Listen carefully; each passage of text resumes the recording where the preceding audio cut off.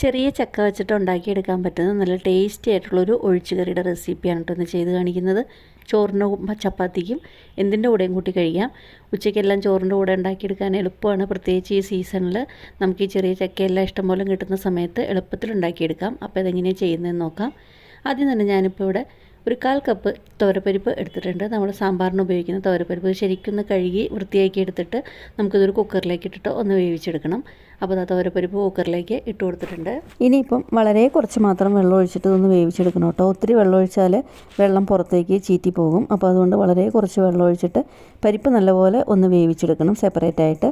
അപ്പോൾ ഇത് വേവിച്ചെടുത്തിട്ട് വരുന്ന സമയത്തേക്ക് ഞാനിപ്പോൾ ഇവിടെ ഒരു പാൻ വെച്ച് കൊടുത്തിട്ടുണ്ട്. പാനിലേക്ക് 2 ഡ്രോപ്പ് വെളിച്ചെണ്ണ ഒഴിച്ച് കൊടുക്കുന്നുണ്ട്. നമ്മൾ നാടൻ കറി ആയതുകൊണ്ട് വെളിച്ചെണ്ണയിലാണ് ഉണ്ടാക്കിയെടുക്കുന്നത്. അപ്പോൾ ആ വെളിച്ചെണ്ണയിലേക്ക് നമ്മൾ എന്തോരം തുവരപ്പരിപ്പ് എടുത്തിരുന്നോ അതിൻ്റെ ഇരട്ടി അളവിലുള്ള തേങ്ങ ചിരകിയത് അതിലേക്ക് ചേർത്ത് കൊടുത്തിട്ടുണ്ട്. ഈ തേങ്ങ ഒന്ന് വറുത്തെടുക്കണം. അപ്പോൾ തേങ്ങ ശരിക്കൊന്ന് മുരിയുന്നിടം വരേക്ക് നമുക്ക് ചെറിയ ചൂടിലിട്ടിട്ട് ഒന്ന് വറുത്തെടുക്കാം. തേങ്ങ മാത്രമേ ചേർക്കുന്നുള്ളൂ. തേങ്ങയുടെ കൂടെ വേറെ സാധനങ്ങളൊന്നും ഇപ്പോൾ ചേർക്കുന്നില്ല.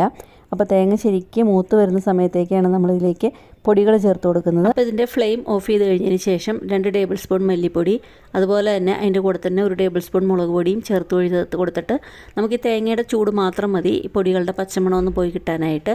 അപ്പോൾ ഈ തേങ്ങയുടെ ചൂടിൽ ശരിക്കും ഈ പൊടികളുടെ പച്ചമണം എല്ലാം മാറ്റിയെടുത്ത് കഴിഞ്ഞിട്ട് ഇത് ചൂടാറി കഴിഞ്ഞ് കഴിയുമ്പോൾ നമുക്ക് നല്ല പേസ്റ്റ് പോലെ ഒന്ന് അരച്ചെടുത്തിട്ട് കൊണ്ടുവരണം. അപ്പോൾ ഇത് ശരിക്കും ഒന്ന് ചൂടാറാനായിട്ട് നമുക്ക് വെച്ച് കൊടുക്കാം.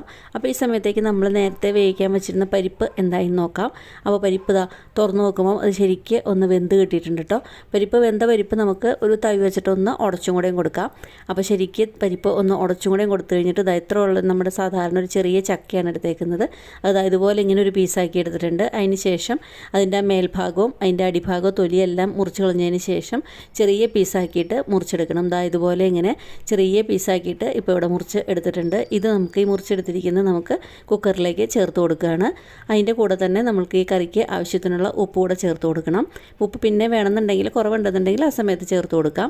ഇതിപ്പോൾ കഷ്ണത്തിലെല്ലാം പിടിക്കാനുള്ള ഉപ്പ് ചേർത്ത് കൊടുത്തിട്ടുണ്ട്. അതിൻ്റെ കൂടെ തന്നെ നമ്മൾ ആ മിക്സിയിൽ അരച്ച തേങ്ങ വറുത്തിട്ട് അരച്ച് വെച്ചിരുന്ന അരപ്പോടെ ചേർത്ത് കൊടുത്തിട്ടുണ്ട്. അതിന് ശേഷം വെള്ളം നമുക്ക് ഒന്ന് പാകത്തിന് ആക്കി കൊടുക്കാം. പിന്നെ അതിലേക്ക് ചേർത്ത് കൊടുക്കുന്ന ഒരു നെല്ലിക്കയുടെ വലിപ്പത്തിലുള്ള പുളി വെള്ളത്തിലിട്ട് വെച്ചിരുന്നു. അപ്പോൾ ഈ പുളി വെള്ളത്തിലിട്ട് വെച്ച് ശരിക്കും ഒന്ന് പിഴിഞ്ഞെടുത്തിട്ട് അതും കൂടെയും ചേർത്ത് കൊടുക്കുന്നുണ്ട്. പുളിവെള്ളം കൂടെയും ചേർത്ത് കൊടുക്കുന്നുണ്ട്. അപ്പോൾ വേവിക്കുമ്പം ചേർത്താലും മാത്രമേ പുളിയെല്ലാം ശരിക്കും കഷ്ണത്തിൽ പിടിക്കുള്ളൂ. അപ്പോൾ അതും ചേർത്ത് കൊടുത്തു കഴിഞ്ഞതിന് ശേഷം ശരിക്കൊന്ന് ഇതുപോലെ ഒന്ന് മിക്സ് ചെയ്യുക. അതിനുശേഷം നമുക്കിത് വേവിക്കാനായിട്ട് വെച്ച് കൊടുക്കാം. ഒറ്റ വിസിൽ മതി. വെള്ളം എന്തെങ്കിലും കുറവുണ്ടെന്നുണ്ടെങ്കിൽ കുറച്ച് വെള്ളം കൂടെ ഒന്ന് ചേർത്ത് കൊടുക്കാം. അപ്പോൾ ഇത് ഒറ്റ വിസിലിൽ ഒന്ന് വേവിച്ചെടുത്തിട്ട് നമുക്കിത് തുറന്ന് നോക്കാം. ചക്കയുടെ കഷ്ണമെല്ലാം ശരിക്കും വെന്തിട്ടുണ്ട്. അരപ്പെല്ലാം ശരിക്കും ചക്കയിലേക്ക് പിടിച്ച് കിട്ടിയിട്ടുണ്ട്. അപ്പോൾ ഇതൊന്ന് മിക്സ് ചെയ്ത് നോക്കാം. ശരിക്കും എന്തെങ്കിലും വേവ് കുറവുണ്ടെന്നുണ്ടെങ്കിൽ നമുക്ക് ഒരു വിസിലും കൂടെ അടിക്കാം കേട്ടോ. അപ്പോൾ ഇവിടെ ഇപ്പോൾ എനിക്ക് ചക്ക ശരിക്കും ഒറ്റ വിസിലിൽ ശരിക്കും ഒന്ന് വെന്ത് കിട്ടിയിട്ടുണ്ട്. നല്ല പാകത്തിനുള്ള ചക്കയായിരുന്നു. അപ്പോൾ അതുകൊണ്ട് ശരിക്കും വെന്ത് കിട്ടിയിട്ടുണ്ട്. ഇനിയിപ്പോൾ പുളി എന്തെങ്കിലും കുറവുണ്ടെന്നുണ്ടെങ്കിൽ ഈ സമയത്തൊന്ന് ചേർത്ത് കൊടുക്കാം. അല്ലെങ്കിൽ വെള്ളം കുറവുണ്ട് കറിക്ക്, ഒത്തിരി വെള്ളം വേണം കറിക്ക് എന്നുണ്ടെങ്കിൽ അതുപോലെ വെള്ളം ചേർത്ത് കൊടുക്കുക. അത് കഴിഞ്ഞിട്ട് അപ്പോൾ ഒന്ന് തിളപ്പിക്കണം. ഉപ്പ് എന്തെങ്കിലും കുറവുണ്ടെങ്കിൽ അത് ചേർത്ത് കൊടുക്കാം. അപ്പോൾ ഇതെല്ലാം എന്തെങ്കിലും കുറവുണ്ടെന്നുണ്ടെങ്കിൽ നിങ്ങൾക്ക് ഈ സമയത്ത് ഇതെല്ലാം എന്തെങ്കിലും ഒന്ന് അഡ്ജസ്റ്റ് ചെയ്തിട്ട് ചേർത്ത് കൊടുക്കാം. അപ്പോൾ ഇതെല്ലാം ചേർത്ത് കഴിഞ്ഞ് കഴിയുമ്പോൾ നമുക്കിതൊന്ന് തിളപ്പിച്ചെടുക്കണം. ഒന്നുകൂടെ ഒന്ന് തിളച്ച് കഴിഞ്ഞ് കഴിയുമ്പോൾ വേണം ഇതൊന്ന് ഇനി കടുക് വറുക്കാനായിട്ട്. അപ്പോൾ ഇതൊന്ന് തിളയ്ക്കാനായിട്ട് വെച്ച് കൊടുക്കാം കേട്ടോ. ചക്കയുടെ പീസ് ശരിക്കും വെന്ത് കിട്ടിയിട്ടുണ്ട്. ഇനിയിപ്പോൾ ഇതൊന്ന് കടുക് വറുക്കാൻ മാത്രമേ ഉള്ളൂ കേട്ടോ. അപ്പോൾ ഇതൊന്ന് തിളയ്ക്കാനായിട്ട് വെച്ച് നമ്മളൊന്ന് ഫ്ലെയിം ഓൺ ചെയ്ത് കൊടുത്തിട്ടുണ്ട്. അപ്പോൾ ഇതൊന്ന് നമ്മൾ എക്സ്ട്രാ ആയിട്ട് കുറച്ച് പുളിവെള്ളം ചേർത്തിരുന്നു. അതുപോലെ തന്നെ കറിക്ക് ഗ്രേവിക്ക് വേണ്ടിയിട്ട് കുറച്ചുകൂടെ വെള്ളം ചേർത്തിരുന്നു. ഒരു 1/2 കപ്പ് വെള്ളം ചേർത്തിരുന്നു.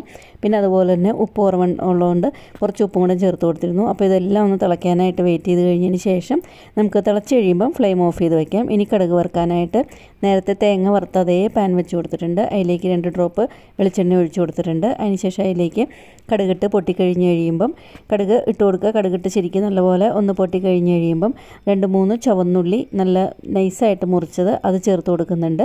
ഉള്ളി ശരിക്കും ഒന്ന് മുരിഞ്ഞ് കഴിയുമ്പം വേണം ബാക്കിയുള്ള സാധനങ്ങൾ ചേർത്ത് കൊടുക്കാനായിട്ട്.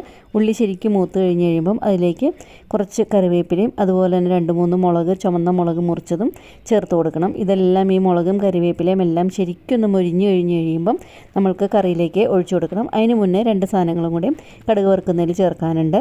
അപ്പോൾ അതിലേക്ക് 1 സ്പൂൺ കായത്തിൻ്റെ പൊടിയും അതുപോലെ തന്നെ ഒരു 1/2 സ്പൂൺ ഉലുവയുടെ പൊടിയും ചേർത്ത് കൊടുക്കുന്നുണ്ട്. ഈ പൊടികൾ നമ്മൾക്ക് ഈ വെളിച്ചെണ്ണയിൽ ശരിക്കും ഒന്ന് മൂപ്പിച്ച് കഴിഞ്ഞതിന് ശേഷം നമ്മൾക്ക് ഈ കറിയിലേക്ക് ഒഴിച്ചു കൊടുക്കുക. അപ്പോൾ ഇത്രയേ ഉള്ളൂ കറി. ചോറിനെല്ലാം കൂട്ടാനായിട്ട് നല്ല ബെസ്റ്റായിട്ടുള്ള കറിയാണ്. ഇതൊന്ന് മിക്സ് ചെയ്ത് കൊടുക്കുക. കടുക് വറുത്തും ചേർത്ത് കൊടുത്തിട്ടുണ്ട്. കടുക് വറുക്കുമ്പം ആ ഉലുവപ്പൊടിയും കായം പൊടിയും കൂടെ എക്സ്ട്രാ ആയിട്ട് നമ്മളിതിലേക്ക് ചേർക്കുമ്പം കറിക്കൊരു പ്രത്യേക ടേസ്റ്റ് ഉണ്ടാവും. അത് കടുക് വറുക്കുമ്പോൾ മാത്രം ചേർക്കാനായിട്ട് നോക്കുക. അപ്പോഴേ കറിയിലേക്ക് ആ വാസന ശരിക്കും പിടിക്കുകയുള്ളൂ. അല്ലാതെ നമ്മൾ കറിയിലേക്ക് നേരിട്ട് ഒഴിച്ചു കൊടുത്താൽ അതിൻ്റെ ഒരു ടേസ്റ്റ് ഉണ്ടാവില്ല. അപ്പോൾ ആ കറി ഇവിടെ റെഡി ആയിട്ടുണ്ട്. ഇത്രയേ ഉള്ളൂ കേട്ടോ. അപ്പോൾ ഇനി ചോറ് വിളമ്പാനായിട്ട് പ്ലേറ്റ് എടുത്തിട്ടുണ്ട്. ചോറ് വിളമ്പി.